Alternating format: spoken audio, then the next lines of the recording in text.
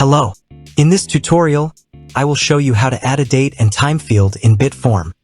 Let's begin. First, click on your form name. Here, search for the date and time field. Drag and drop the date and time field from the right sidebar into the form builder. Then navigate to the date and time field settings. The label option allows you to specify the name that will be displayed for the field. Admin label is used for administrative purposes.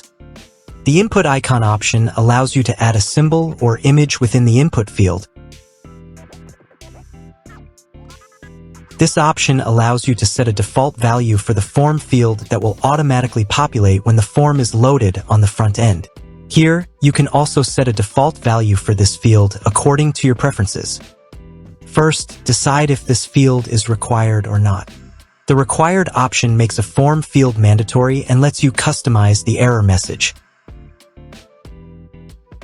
You can also choose the position of the asterisk symbol for the required field, before and after the label, on the right or left of the field.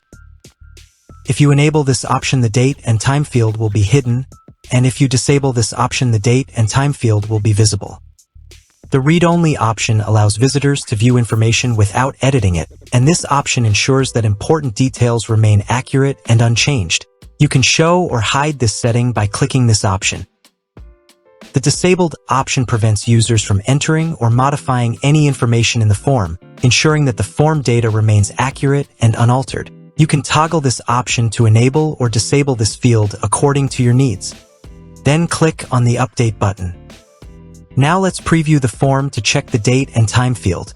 Here, you can see that the date and time field has been successfully added to the form.